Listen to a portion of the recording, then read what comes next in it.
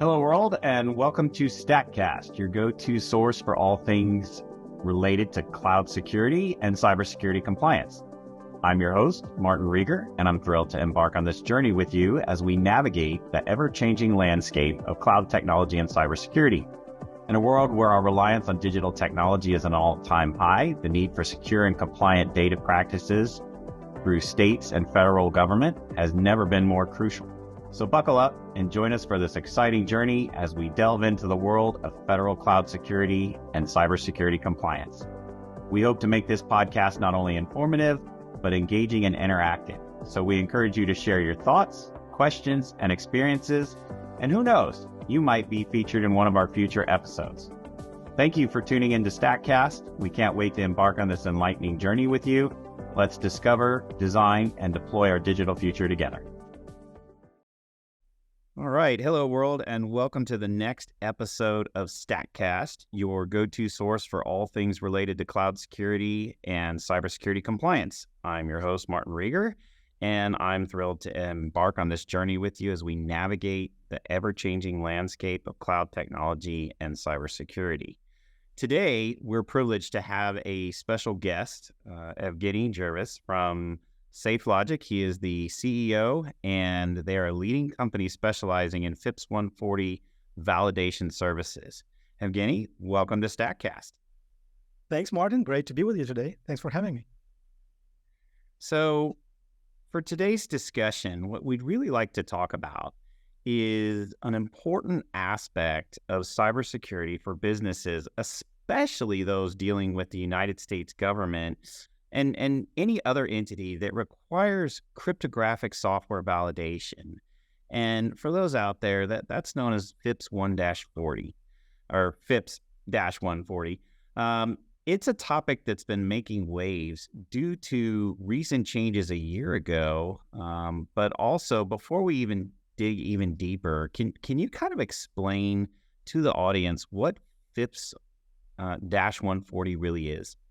Absolutely. Yeah. So FIPS stands for Federal Information Processing Standard. It's a NIST standard that has been widely adopted, by the public sector. And basically what the government wants to make sure is that if you're providing any solutions, right, software, where, encryption is used, they want to make sure that the encryption that's used has been validated and is compliant with FIPS 140 standard, because without that, they don't really know if somebody just woke up one day and decided to implement something they call cryptography. So unless it's FIPS 140 validated, for the purposes of the government, they consider it to be no stronger than plain text. So it's really a standard that you have to meet if you're going to sell to the public sector. And it's really became a key requirement for various things out there, like, whether it's FedRAMP, Common Criteria, CMMC, DoD, APL, StateRAMP, and others, where you really have to make sure that you are protecting your data at rest and in transit with FIPS 140 validated cryptography. I see. So in your words, it's kind of a must-have certification for those that want to break into government sector. Exactly. You're right. It really sort of becomes table stakes to be able to show that you are protecting government data with, FIPS 140, validated cryptographic implementation.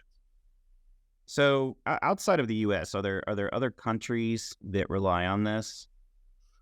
Absolutely. I mean, it is sort of becoming a de facto thing that people gravitate to. For instance, in Europe, there are currently discussions about whether, they want to have their own European standards. Spain has kind of been making some waves in that area. So nobody really has the crystal ball, but the chances are there's going to be very little reason to reinvent the wheel. So right now, FIPS 140 is widely adopted by U.S. and also Canada. It's also actually, NIST and the counterpart of NIST in Canada have been very closely kind of aligned working on that. But other countries have been gravitating towards it because, quite frankly, it's complicated stuff, and there's just no reason to reinvent the wheel. I mean, encryption in the U.S. is no different than encryption in Europe, so why really do something different? That makes sense. So, the process of FIPS validation, right, and what SafeLogic supports customers with, as we dip deeper into this, it could take as little as, say, a couple months or even a couple of years. Can you give just a little bit of insight into why this time variation can be, in some cases, 6 to 8 weeks for folks, and then for others, 1 to 2 years?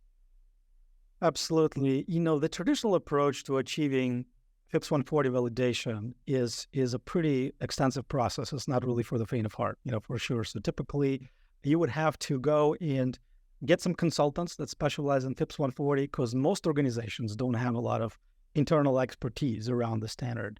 And the consultants, would help you to, prepare your module, to prepare the documentation for testing. Then you would need to go contract with a lab. There's about a dozen labs across US and Canada that have been accredited to do this. And you'll be working with a lab, for 3, 4, maybe more months, depending on your situation, right, to really kind of get yourself ready to submit to NIST. And then after the lab blesses what you have, the submission goes to what's called NIST CMVP, which stands for Cryptographic Module Validation Program. And there you can be going for a year and a half, 2 years. It really depends on how good your submission was, but it also really depends on how backed up, NIST CMVP is, because a lot of this testing there, it's manual, it requires expertise, and there's only so much capacity that's available. So the timing can really be somewhat unpredictable, but the traditional approach is a year and a half plus. Certainly right now, if you were to submit the validation, you're probably looking at 2+ years, most likely, before you kind of see your validation take place. That's the traditional approach. SafeLogic, about, a decade ago has actually came up with, I would say in some way revolutionized the FIPS industry. It came up with a more accelerated approach. And the reality is what we realized at the time, and, SafeLogic started as a consulting company. So we're actually taking people through this journey, A to Z, as we were just describing. But what we realized is, look, we were doing the same things over and over again, and it just did not make sense to do that. So the big idea at the time was, why not have a library of modules that have already been previously validated with NIST? So we have modules, we call it crypto comply, and we have modules that are essentially drop-in replacement for popular open source packages that really will work within your technology stacks with your languages, something that you can easily drop and replace. And as soon as you do, you're immediately what we call FIPS 140 compliant, meaning that you're using a module that's been FIPS 140 validated. We take it a step further, though. We have a process called Rapid Cert, where we actually then work with NIST. We work with labs and the NIST to get you certification in your own name. And because we go through a different queue, and the reason we go through a different queue is because, your certification will be based off SafeLogic's, we can actually get you a certificate in 8 weeks, as opposed to you having to go through a 2-year process. So in 8 weeks, you'll have your FIPS 140 validated module, have your own certification, which actually makes you FIPS 140 validated, which is a higher bar, which actually means that your customers, a procurement officer, can go to a NIST website, CMVP, and they can actually find your certificate in your company's name. So that's a big deal. And then what we'll also then do is we'll continue to maintain not just your software that you get from us, but also your certification over time. And that's something we call maintain cert. And that is a very important thing because, when you get that certification, you may be celebrating and you think you're good. Sometimes certificates can say, you're good for 5 years. But the reality is what happens in practice is that because the adversaries, the bad guys, are not standing still and the crypto analytic techniques continue to improve, NIST has to continue to evolve the FIPS standard to align with that. So there's constant changes around allowed algorithms, key sizes, and so forth. So somebody has to actively keep validating that module and maintaining that module to make sure that it stays compliant with the latest version of the standard. Because if you don't, your module, maybe in as little as 6 months, can go historical from being active, and that's going to be not a good place because you can no longer pursue new opportunities with a historic module. So with our maintain cert service, you would actually be getting that maintenance, not just of the software, but the certification. So you don't have to work with labs, you don't have to work with NIST, you don't have to work with consultants. We'll get you that certification and maintain it for you over time in a very wide glove fashion. So those are kind of the different paths you can go, but hopefully that answers your question, Martin. I think it does, and that's fantastic. So basically, after validation, you guys also ensure that the certificate remains active up until the point of its expiration, and I believe they're valid for what, up to 5 years? Is that Yeah, right? yeah, up to 5 years. I mean, right now, obviously, you have also the transition from 140-2 to 140-3, which, if you are a SafeLogic customer, will just take care of that, for you as part of that maintained service that we talked about. But yeah, the theoretical expiration of the certificates can vary, but again, the actual life cycle of the certificate will depend on how well you're going to be maintaining your module and certification, right? So, Okay. So, within the CMVP website, users and those developing and designing and building solutions for the government can see what's in process versus things that have been, say, historically retired or sunset, or maybe their certificate expired, right? correct. I think we've covered, really the process around taking, somebody's existing cryptography algorithms and modules through. What advice or how would you describe, from a consulting standpoint, the way you help customers who are dependent upon someone else's cryptography? For example, they're leveraging an operating system and it's using open source components or maybe like OpenSSL, for example, or things like that, where it's no longer within their control, right? It's not their cryptography. They're leveraging someone else's. Do you provide assistance within the libraries for folks like that who have dependencies on another vendor? Yeah. No, absolutely. And this is kind of where you have that difference a little bit between FIPS 140 compliant and validated, right? So you can claim compliance if you are, like you said, if you're using somebody else's library, whether it's OpenSSL or other sources that has gone through validation, you may not have certification in your own name, but as long as that library that you're leveraging, as long as it itself remains, validated, you can claim compliance kind of by extension. And sometimes it may seem like almost like you're getting like a free lunch, right? You're kind of like getting to, build on top of what maybe your operating system vendor is doing, and just kind of your compliance story is basically based on what they're doing.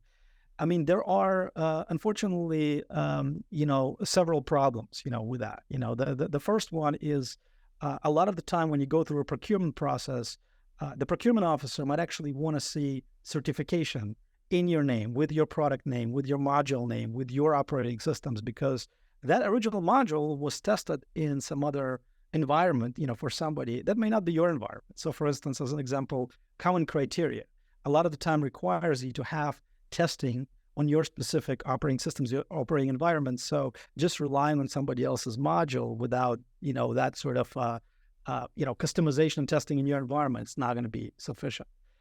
Perhaps there's even a larger problem, and the larger problem is that you really have no control in most cases over what that third party does, right? So, for instance, we I talked to a lot of customers who were, users of CentOS 7 or Red Hat 7, and Red Hat made the business decision that they were just kind of going to move on, right? They're not going to maintain those older modules because they want people to migrate. And what happens is, folks that had their compliance story dependent on those modules, that compliance story just overnight, right, went away, right? And so the problem is, if you're trying to close business in the public sector or keep your business, and your compliance story is based on what a third party may do, and that really doesn't really have any obligation to you, right? You may find yourself lacking that compliance story at possibly a very bad time for you from your, from a point of view of trying to close deals or whatnot, right? So, and like you said, like we said before, somebody will constantly have to do this work to maintain this module because of all these changes. Security vulnerabilities get discovered, so it's a non-trivial amount of work. So what we recommend is we always advise that, you have your relationship with a vendor where there's really that, essentially they are under contract to maintain the module that they are providing to you, and ideally are also, helping you achieve that certification in your own name so that you're actually validated, not just compliant. Well, this really sounds like a complete package and a solution that I wish I had met you guys 10 years ago. After the last 10 years of taking companies through FedRAMP, both advisory as a consultant and our own products, having a solution like SafeLogic really, really would have absolutely sped things along for us. So I want to tell you this has been incredibly informative. I'm sure our listeners will find this information extremely valuable. So I definitely appreciate that. So it's indeed been a pleasure. For our listeners, I want you to explore more about FIPS 140 validation and how it can benefit your business. If you're interested in learning more, please check out SafeLogic's website at www.safelogic.com, all one word. Evgeny, thank you for joining us today. Thank you, Martin. Thanks for having me. Appreciate it.